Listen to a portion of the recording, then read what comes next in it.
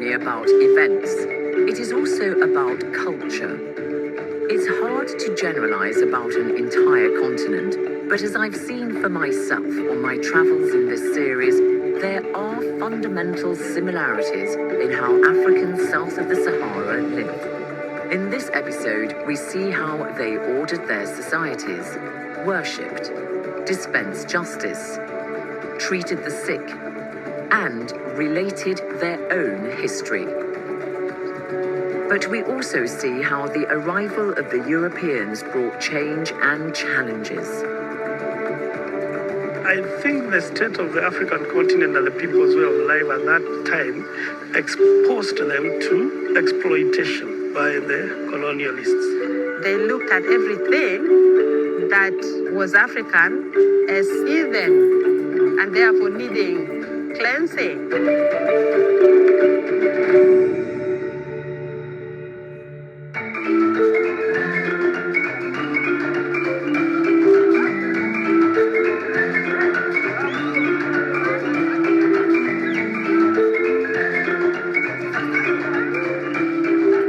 Crowds enjoy a street performance in the Ugandan capital, Kampala. That's if you're not too small to miss out.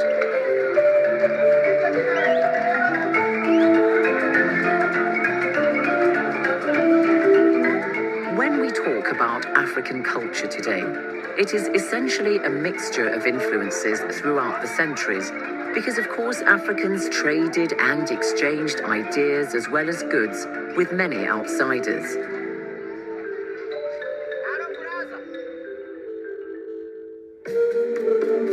But what can be described as indigenous African traditions, customs and practices? Well, Africans lived either in communities led by chiefs or they were the subjects of a kingdom. Agriculture was and still is their main activity. Farmers produced what they ate and sold or exchanged the surplus. Sometimes they had to work for their chiefs.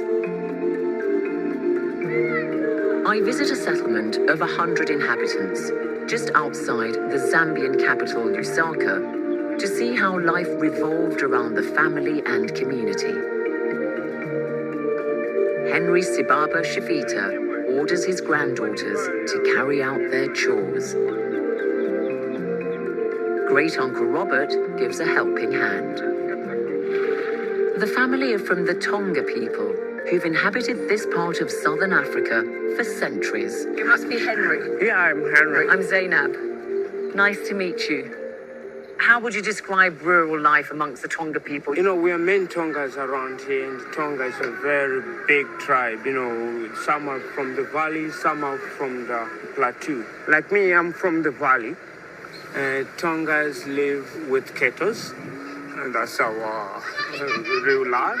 Plowing, growing maize, that's our main kind of life. Even sculpturing, wood carving, and basket weaving.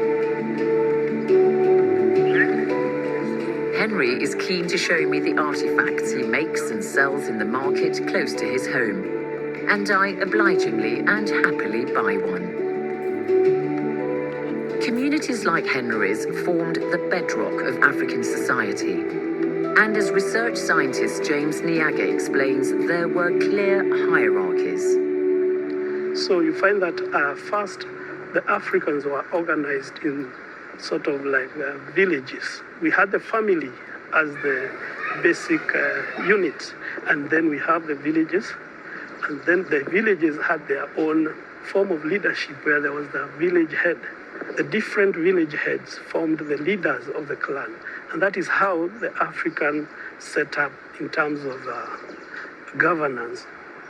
At this time, there was no formal education. What we used to have is the informal, which was passed on from one generation to another.